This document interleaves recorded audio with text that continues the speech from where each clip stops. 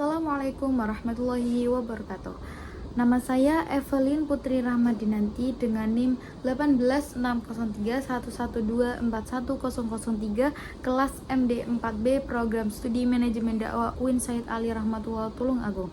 Di sini saya akan mempresentasikan tentang analisis penerapan manajemen operasional pada Masjid Jami Al-Falah sebagai tugas UAS mata kuliah manajemen operasional.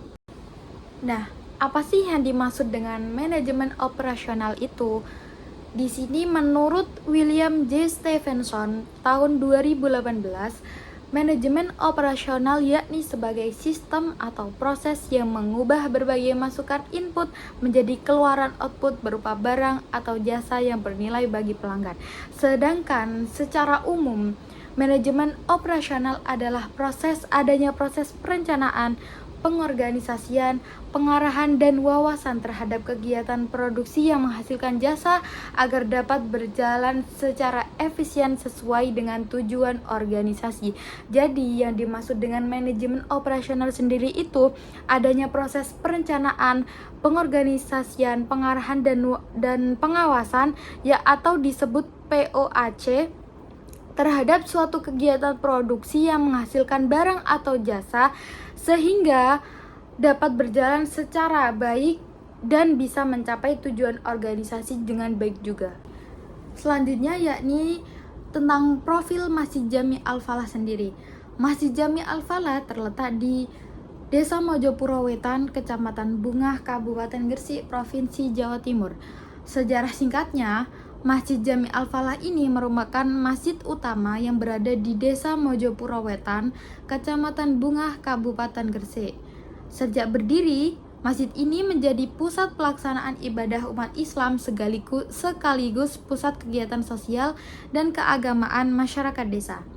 Selain digunakan untuk sholat 5 waktu dan sholat Jumat, masjid ini juga menjadi tempat penyelenggaraan pengajian rutin, pendidikan Al-Quran, peringatan Hari Besar Islam, kegiatan remaja masjid, serta berbagai aktivitas kemasyarakatan. Selanjutnya yakni analisis proses operasional dari Masjid Al-Falah, Masjid Jami Al-Falah itu sendiri. Yang pertama, konsep manajemen operasional yang diterapkan. 1.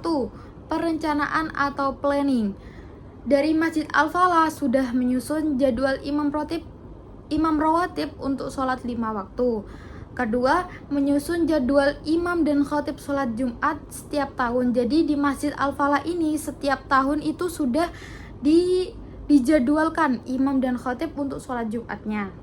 Yang ketiga yakni mengadakan rapat pembentukan panitia sekitar 1 hingga 2 bulan sebelum pelaksanaan kegiatan besar seperti peringatan Hari Besar Islam.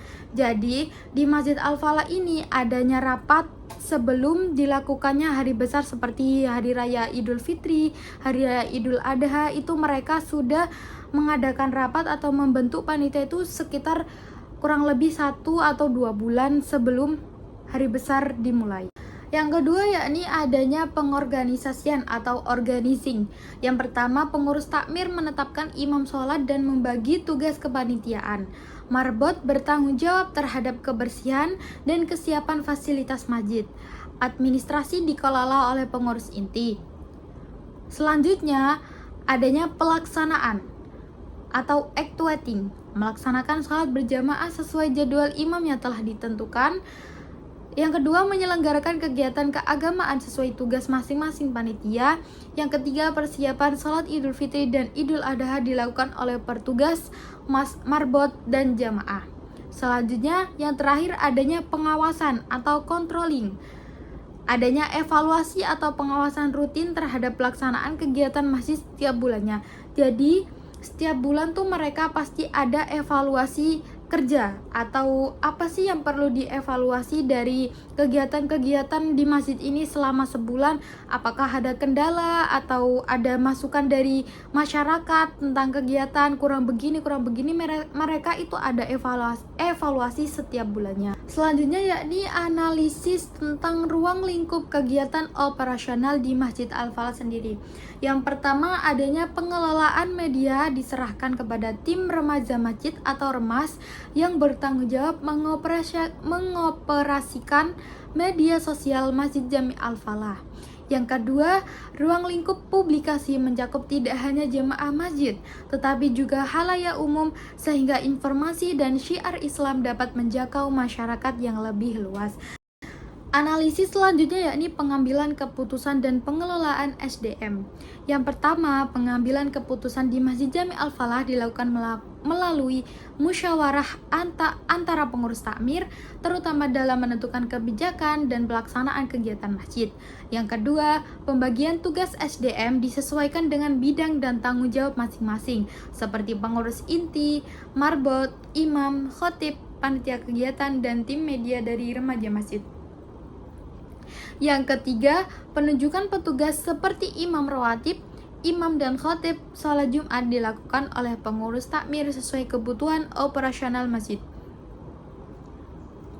Yang keempat, pelaksanaan kegiatan besar melibatkan panitia yang dibentuk melalui rapat agar setiap anggota memiliki tugas dan tanggung jawab yang jelas. Selanjutnya yakni identifikasi masalah dari Masjid Al-Falah sendiri. Yang pertama, ada 3. Yang pertama, ketidakpastian ketersediaan imam sholat. Selanjutnya yakni solusi atau saran. Yang pertama, menyusun sistem imam cadangan. Yang kedua, meningkatkan kualitas dan kuantitas sumber daya manusia. Yang ketiga, mengoptimalkan pengelolaan keuangan masjid. Yang keempat, menyusun perencanaan operasional yang berkelanjutan. Yang terakhir yakni refleksi atau kesimpulan. Penerapan manajemen operasional memberikan manfaat yang besar bagi efektivitas organisasi dakwah. Melalui perencanaan, pengorganisasian, pelaksanaan, dan pengawasan yang baik, kegiatan masjid dapat berjalan lebih teratur dan tujuan dakwah lebih mudah tercapai. Di Masjid Al-Falah, pengelolaan operasional membantu pengurus mengatasi keterbatasan imam, SDM, dan dana sehingga seluruh kegiatan tetap dapat berlangsung dengan baik. Dengan demikian, manajemen operasional menjadi faktor penting dalam mendukung keberlangsungan dan efektivitas organisasi dakwah. Cukup sekian dari saya, kurang lebihnya mohon maaf. Wassalamualaikum warahmatullahi wabarakatuh.